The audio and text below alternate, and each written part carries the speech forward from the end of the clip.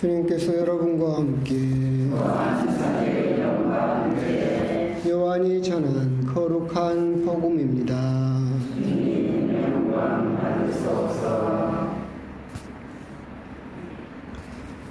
그때 군중은 예수님도 계시지 않고 제자들도 없는 것을 알고서 배들에 나누어 타고 예수님을 찾아 가파르나움으로 갔다.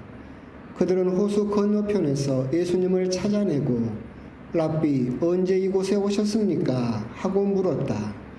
예수님께서 그들에게 대답하셨다. 내가 진실로 진실로 너희에게 말한다. 너희가 나를 찾는 것은 표징을 보았기 때문이 아니라 빵을 배불리 먹었기 때문이다. 너희는 썩어 없어질 양식을 얻으려고 힘쓰지 말고 길이 남아 영원한 생명을 누리게 하는 양식을 얻으려고 힘써라. 그 양식은 사람의 아들이 너희에게 줄 것이다. 하느님 아버지께서 사람의 아들을 인정하셨기 때문이다. 그들이 하느님의 일을 하려면 저희가 무엇을 해야 합니까? 하고 묻자 예수님께서 그들에게 대답하셨다. 하느님의 일은 그분께서 보내신 일을 너희가 믿는 것이다. 그들이 다시 물었다. 그러면 무슨 표징을 일으키시어 저희가 보고 선생님을 믿게 하시겠습니까? 무슨 일을 하시렵니까? 그분께서는 하늘에서 그들에게 빵을 내리시어 먹게 하셨다는 성경 말씀대로 우리 조상들은 광야에서 만나를 먹었습니다. 예수님께서 그들에게 이르셨다. 내가 진실로 진실로 너희에게 말한다. 하늘에서 너희에게 빵을 내려준 이는 모세가 아니다. 하늘에서 너희에게 참된 빵을 내려주시는 분은 내 아버지시다. 하느님의 빵은 하늘에서 내려와 세상에 생명을 주는 빵이다.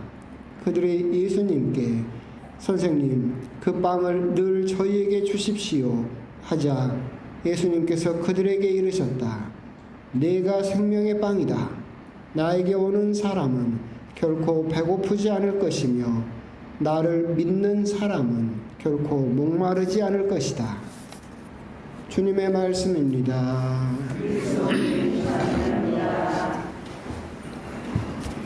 참 예수님, 날이 아주 연일 엄청 덥습니다. 하여튼 더운데 강론도 그냥 빨리빨리 짧게 했으면 좋겠습니다. 한번 해봅시다. 요즘 이제 여러분들이 관심 있게 보거나 TV라든가 여러 매체를 통해서 요즘 흔하게 들을 수 있는 말이 도파민이라는 이야기입니다. 들어보셨습니까? 특히나 올해 도파민이라는 이야기가 많이 나오고 지금 현대 사회를 도파민 중독 사회라고 그렇게 많이 이야기를 하죠. 도파민은 이제 뇌에서 분비되는 호르몬인데 쉽게 말하면 쾌락을 불러오는 호르몬입니다. 근데 이 쾌락을 불러오기 위해서 이 도파민이 분비되려면 보상이 있어야 되는데 이 보상이 우리가 예상한 것을 뛰어넘었을 때만 나옵니다. 그러니까 우리가 예상한 대로 그냥 보상을 받으면 분비되지 않아요. 쉽게 말하면 여러분들이 매월 꼬박꼬박 받는 월급 도파민 안 나옵니다. 왜? 그게 나올 줄 알았잖아요. 그래서 별로 기쁠 것도 없고 그냥 거기는 쾌락이 없죠. 그런데 내가 예상하지 못한 보상을 받았을 때 도파민이 나옵니다. 도박을 할 때 그 돈이 갑자기 대박이 나서 막 수천만 원을 한꺼번에 벌었다. 근데 예상을 뛰어넘잖아요. 도파민이 나오는 거죠. 야구도 똑같아요. 맨날 삼진당하던 애기가 TV 보고 있는데 갑자기 홈런을 쳐. 그러면 붕 하고 도파민이 나옵니다. 예상치 못한 보상을 받았을 때만 그게 나오죠. 그런데 여기 이제 그 쾌락에 이렇게 중독이 되다 보면 어떻게 됩니까? 우리 예상을 뛰어넘는 것을 끊임없이 우리들은 원하게 되죠. 그러다 보니까 그 맵더라도 예상한 맛보다 더 매운 맛, 마라탕. 내가 예상한 것보다 더 매운 맛, 불닭볶음면. 이 정도는 돼야 내가 도파민이 나오고 맛있다라고 생각을 하는 거죠. 내가 예상한 것보다 더 단맛, 탕후루. 그죠? 내가 예상한 것보다 더 달콤한 거. 이렇게 해야만 도파민이 나오죠. 그래서 세상은 점점 더 매운 것, 더 단 것. 계속해서 우리 예상을 뛰어넘는 자극적인 것으로 계속해서 우리들을 유혹하고 있고, 그리고 이게 예상치 못한 보상이어야 되기 때문에 이제 어느 정도 마라탕도 예상한 맛이 나버리잖아요. 그러면 도파민이 안 나와요. 그러면 더 맵게 계속해서 우리들을 그쪽으로 끌고 가는 것이 도파민 중독 사회라고 부릅니다. 모든 것들이 도박이나 마약이나 이런 것들과 다 연관이 되어 있죠. 그런데 이게 이제 신앙으로 와도 똑같아요. 신앙도 똑같습니다. 신앙도 더 자극적인 신앙. 그죠? 아주 그냥 나에게 막 시각적으로, 청각적으로 나에게 자극을 주는 그런 모임이나 어떤 단체나 그런 신심 행위를 찾아다니는 그런 자극적인, 또는 반대로 달콤한 신앙, 세상 복을 약속하고 나에게 달콤한 말들을 해주고 거기를 가면 막 가슴이 따뜻하고 뭔가 된 것 같고 아주 달콤한 것만을 요구하는 신앙, 이것 역시도 똑같이 밖의 사회에서 적용되던 내 예상을 뛰어넘는 자극이 주어지기 때문에 도파민이 분비되고, 거기에 한번 맛을 들이게 되면 신앙생활도 계속 그렇게 더 자극적이고 더 달콤한 신심행위를 찾아가게 그렇게 되어 있죠. 왜 그런 이야기를 하느냐라고 한다면, 오늘 복음을 보시면 그렇죠. 복음을 보시면 유대인들이 물어봅니다. 하나님의 일을 하려면 저희가 무엇을 해야 합니까? 그러면 무슨 표징을 일으키시어 저희가 보고 선생님을 믿게 하시겠습니까? 더 자극적인 걸 달라는 거죠. 옛날에 우리 조상들은 하늘에서 내려온 만나를 먹었습니다. 이제 그 정도가 가지고는 안 됩니다. 그 정도는 우리도 예상할 수 있어요. 그렇게 모세 때 만나 정도를 먹은 걸로는 안 되고 더 큰 거, 더 자극적인 걸 우리에게 보여줘야만 내가 당신을 믿겠습니다 라고 어떤 그것을 요구하는 그런 모습을 보여주고 있죠. 그러자 이제 예수님께서 대답이 뭐였습니까? 나는 하늘에서 내려온 생명을 주는 빵이다 라고 말씀을 하시죠. 근데 이제 빵이지만 이걸 우리말로 쉽게 말하면 뭡니까? 밥이죠. 밥. 일상적으로 먹는, 특별할 것도 없고 끼니 때마다 먹어야 되고 마치 숙제 같은 평범한 나는 밥이다. 너희들은 조상들에게 그렇게 하늘에서 내려온 만나를 먹였을 정도로 그렇게 자극적이고 뭔가 눈에 띄는 기적을 나에게 요구하지만 나는 그렇게 탕후루나 마라탕 같은 자극적인 그런 맛이 아니고 나는 너희들이 매일 먹는 평범한 밥과 같다. 그런데 생각을 해보면 여러분들이 밥이 없으면 마라탕이 의미가 있습니까? 밥이 없으면 탕후루가 의미가 있어요? 없어요. 그러니까 예수님께서는 나는 그 근본적인 살아있는 생명의 빵이다 라고 그렇게 이야기를 하고 계시는 거죠. 근데 재밌는 부분은 또 그런 거예요. 오늘 복음을 보면 일독사하고 연결돼서 이 이스라엘 사람들은 예수님에게 요구하죠. 우리 조상들은 만나를 먹었는데 당신은 더 어떤 큰 일을 해서 우리를 믿게 하시겠습니까? 라고 요구를 하고 있죠. 아주 자랑스럽게 이야기를 하고 있어요. 근데 참 재밌는 부분은 그거예요. 그 당시에 이제 출애굽을 할 때 이스라엘 사람들은 계약의 궤를 메고 있었어요. 계약의 궤에는 3가지가 들어있었어요. 십계명판이 들어있었고, 아론의 지팡이가 들어있었고, 이 만나가 들어있었어요. 이것을 이스라엘 사람들은 굉장한 자랑으로 여겼었죠. 근데 곰곰이 보면 이 3가지가 사실은 자랑거리가 아니라 불순종의 상징이에요. 자, 보면 그 계약의 궤 안에 들어있던 십계명판은 2번째 받은 거죠. 여러분들이 출애굽을 읽어보면 모세가 십계명판을 받아서 내려왔어요. 그때 이스라엘 사람들이 뭐 하고 있었어요? 금송아지를 모셔놓고 우상 숭배를 하고 있었죠. 그래서 모세가 그 십계명판을 깨버렸죠. 그리고 갈아서 다 마시게 하고 다시 올라가서 2번째로 받아온 판이 계약의 궤 안에 들어있어요.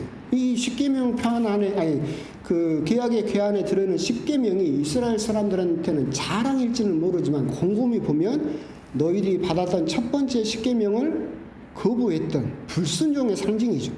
아론의 지팡이도 똑같아요. 계약의 궤 안에 들어있어요.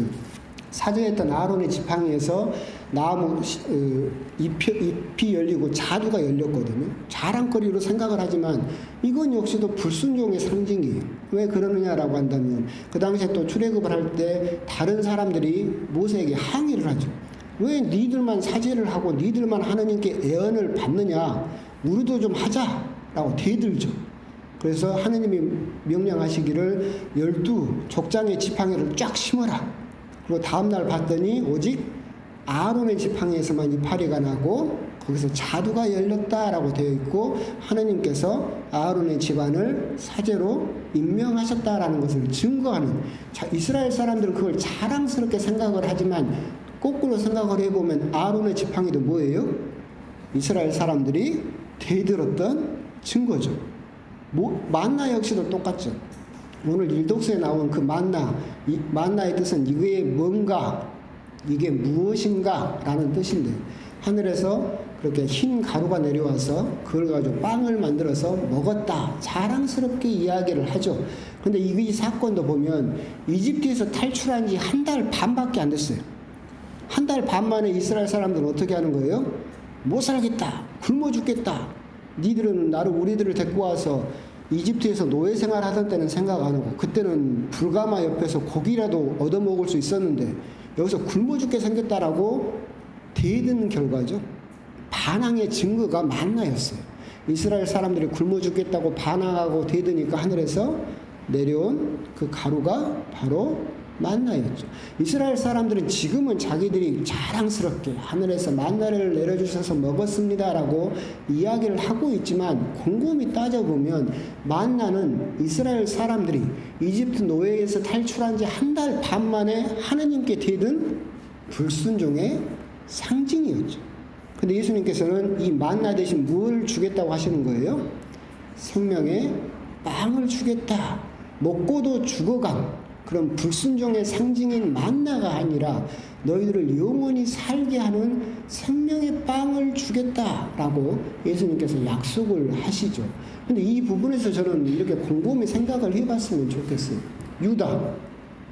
유다는 최후의 만찬에서 예수님께서 미사를 세우시면서 받아 먹어라, 이는 너희들에게 내어주는 내 몸이다 그랬죠. 받아 마셔라, 이는 많은 사람들을 위해서 흘리는 나의 피다. 유다는 먹었을까요? 안 먹었을까요? 먹었죠. 그 만찬이 모두 끝나고 나서 나가서 배신하고 예수님을 팔아 넘겼죠. 예수님의 살과 피, 즉 생명의 빵을 유다가 먹었음에도 불구하고 이 유다는 예수님을 팔아 넘겼어요. 즉 무슨 말이냐면 유다는 믿음이 없었죠. 아까 뒷부분에서 예수님께서 말씀하신 것처럼 나를 믿는 사람은, 나에게 오는 사람은, 유다는 예수님의 생명의 빵을 먹었지만 실제로는 뭘 먹은 사람이냐면 만나를 먹은 사람이에요. 순명과 순종의 상징인 성체라고 생각을 했지만 유다는 불순종의 상징인 만나를 먹은 사람이죠. 결국은 이 부분에서 우리가 생각을 해야 될 부분은 뭐냐면, 우리 역시도 신앙생활을 하면서 아까 말씀드린 대로 더 자극적인 거, 더 달콤한 거, 이런 것만 쫓다 보면 성당에 와서 생명의 빵이라고 성체를 받아 먹지만 결국은 우리들은 뭘 받아 먹은 거예요? 만나를 받아 먹은 거예요. 똑같이 먹고도 죽어가야 했던, 결국 우리가 신앙생활을 하면서 곰곰이 보면 야, 어떻게 신자가 저럴 수 있을까? 와, 맨날같이 매주 미사 나오고 열심히 신심생활을 하고 그래도 활동도 열심히 한다는 사람이 어떻게 저런 행동을 할 수 있을까라고 생각을 할 수 있겠지만, 그 사람은 성당을 다니면서 자기는 예수님의 살과 피라는 성체를 받아 먹었다 라고 생각을 하겠지만, 그 사람이 이때까지 먹은 것은 뭐였어요? 만나였을 뿐이에요. 결국 그 사람은 신앙 안에서 그냥 죽어가야 하는 이스라엘 백성과 똑같은 운명에 처할 수밖에 없었다. 오늘 복음에서 나를 믿는 사람은, 나에게 오는 사람은, 그 사람은 영원한 생명을 주는 생명의 빵을 먹는 사람이지만 이스라엘 백성들처럼 또는 유다처럼 끊임없이 불평불만만을 요구하면서 더 자극적인 신앙, 더 달콤한 신앙, 이것만을 추구하는 사람은 결국은 자기가 생명의 빵을 먹고 있다라고, 영원한 생명을 가질 수 있다라고 착각하겠지만 그 사람은 신앙생활 내내 결국 만나만 먹다가 끝나버리는 광야의 이스라엘 백성과 다를 바가 없다라고 하는 점, 그런 점을 한번 곰곰이 생각을 해보셨으면 좋겠습니다. 물론 여기 계신 분들하고는 하등 상관이 없는 이야기이긴 하지만 결국 우리 역시도 매주 미사를 나와서 성체를 받아 모시지만 나는 살아있는 생명의 빵으로 믿고 따르면서 먹고 있는가, 아니면 그냥 나에게 주니까라고 받아먹는 만나로서 예수님의 살과 피를 받아먹고 있는 것은 아닌가, 그런 부분에 대해서 한번 또 곰곰이 묵상을 해보셨으면 좋겠습니다. 아멘.